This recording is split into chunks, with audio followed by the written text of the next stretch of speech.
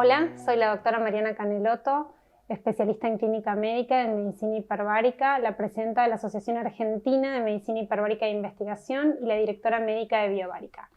Como todos sabemos, a fin del 2019, en diciembre, en Wuhan, China, apareció un nuevo patógeno, un nuevo coronavirus que causa complicaciones pulmonares similares al de la epidemia del 2002-2003 en China, al SARS-CoV, característica por el cual comparten similitudes, y se lo denominó SARS-CoV-2. Este virus trae una enfermedad, como todos conocemos, que se llama COVID-19.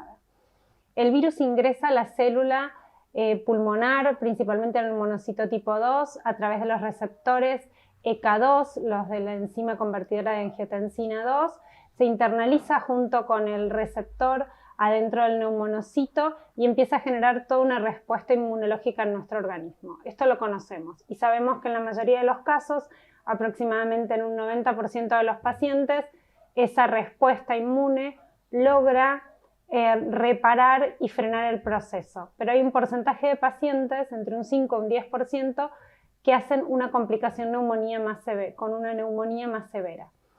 Esta complicación está causada por los últimos estudios que se han visto por un proceso inflamatorio. Hay una tormenta de citoquinas que se desarrolla como una respuesta inmune más tardía en relación al virus y que genera todo un proceso inflamatorio severo que lleva a la hipoxemia y que lleva progresivamente a falla multiorgánica. Este proceso inflamatorio va generando más destrucción de los neumonocitos, más liberación de citoquinas proinflamatorias, más exudado, más formación de membrana hialina y menos difusión de oxígeno. Por eso tenemos pacientes con hipoxemia. Teniendo en cuenta la fisiopatogenia del virus, tenemos información adicional sobre la terapia de oxigenación hiperbárica y esta neumonía por coronavirus y la insuficiencia respiratoria. Desde su uso en la gripe española en 1918 con muy buen resultado y nueva evidencia clínica en un trabajo que se hizo en China en pacientes con coronavirus sometidos a terapia de oxigenación hiperbárica, podemos ver cómo es posible contribuir a revertir la hipoxemia y a mejorar la difusión alveolo capilar pulmonar. Si evaluamos un pulmón sano al microscopio y vemos el alvéolo, vemos el saco alveolar, vemos cómo tiene su pared fina, su conexión con el espacio del capilar, con el endotelio vascular, cómo los vasos sanguíneos alrededor transportan la sangre oxigenada. Podemos observar y evaluar la difusión alvéolo capilar pulmonar completa. En un paciente con coronavirus, lo que nosotros observamos es que toda esa estructura alveolar está alterada. Hay grosor en esa membrana que es fina, hay detritus, hay proteínas, hay exudado, mucho exudado y mucha inflamación en ese espacio. Entonces, el espacio que genera la difusión de oxígeno está limitado por todo ese exudado y ese proceso inflamatorio. Hay formación de membrana hialina, entonces la difusión desde el alvéolo a través de la membrana hematoalveolar no ocurre correctamente, entonces empieza a caer la concentración de oxígeno que hay en sangre y en los tejidos y empieza también a dificultarse el intercambio del dióxido. Si hacemos un corte transversal de la vía aérea, podemos ver cómo ocurre esta difusión de oxígeno que les mencionaba a través de la ley de Henry. Nosotros tenemos el gas en un lado en el alvéolo y vemos cómo por la diferencia de presión difunde a las zonas donde hay menos oxígeno, más oxígeno. Podemos observar cómo el glóbulo rojo que viene cargado de dióxido de carbono hace el intercambio en la barrera hematoalveolar y se incorpora el oxígeno, entonces pasamos del color morado al color rojo en la circulación cuando este se completa con la llegada del oxígeno al glóbulo rojo y a los tejidos y permite así llegar a los tejidos. El problema que nosotros tenemos con el pulmón es que depende de una presión. Nosotros sabemos que la ley de Henry es todo gas sometido a presión se diluye en los líquidos. En un paciente sano nosotros respiramos el oxígeno del ambiente, el 21% de oxígeno a una atmósfera. Eso va a permitir que haya un cierto volumen de oxígeno, de gas en el pulmón y una cierta difusión a la sangre. Si nosotros agregamos más oxígeno, es decir, 100% de oxígeno, vamos a tener más presión y más aire en ese pulmón y vamos a tener más llegada a la sangre, al glóbulo rojo, pero con una limitante que es la saturación de la hemoglobina.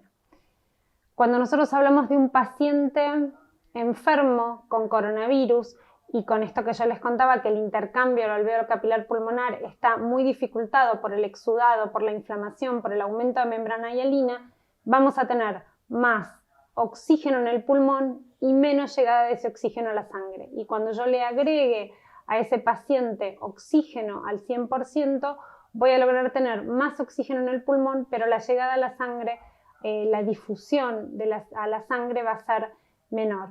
¿Qué quiero explicar con esto? Que cuando yo lo que tengo que hacer para cambiar ese factor de que el paciente está en hipoxemia y no logra oxigenarse a pesar del agregado de oxígeno, es aumentar la presión atmosférica. Entonces ahí es donde yo ingreso al paciente en una cámara hiperbárica, aumento la presión atmosférica por arriba de 1.45, lo cual me permite aumentar la difusión alvéolo capilar pulmonar y llegar con el oxígeno a los tejidos y al plasma independientemente de la hemoglobina. Voy a tener una ganancia de aporte de oxígeno a los tejidos mediado por el aumento de la presión. Entonces ahí sí voy a ver, como en este gráfico, cómo voy a tener más oxígeno en el pulmón, más presión que llega del ambiente y más difusión del oxígeno a la sangre. De esa manera yo voy a aumentar la difusión de oxígeno más de 10 veces para su llegada al plasma independientemente de la hemoglobina. Les voy a mostrar en este gráfico del trabajo de los pacientes chinos cómo día tras día la curva de saturación de oxígeno va mejorando en los pacientes después de la terapia de oxigenación hiperbárica. Y ahí vemos cómo la saturación es baja el primer día, cómo sube después de la terapia de oxigenación hiperbárica de la primera sesión, pero al segundo día, en la segunda sesión de terapia hiperbárica, ya la saturación basal es más alta y vuelve a recuperarse después de la cámara hiperbárica y así sucesivamente va mejorando día tras día hasta lograr una saturación normal, viéndose la evolución y la mejoría de estos pacientes que presentaban hipoxemia.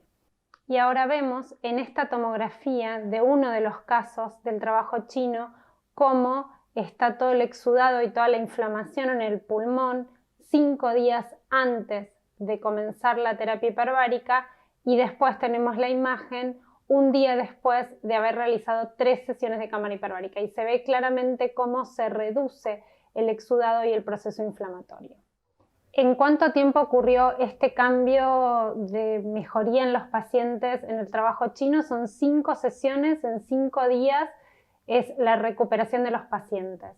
Entonces podemos concluir que a través de la terapia de oxigenación hiperbárica nosotros logramos llegar con el oxígeno a los tejidos, mayor difusión de oxígeno alvéolo capilar pulmonar, no solo mayor ventilación, no es mayor ventilación, es mayor difusión.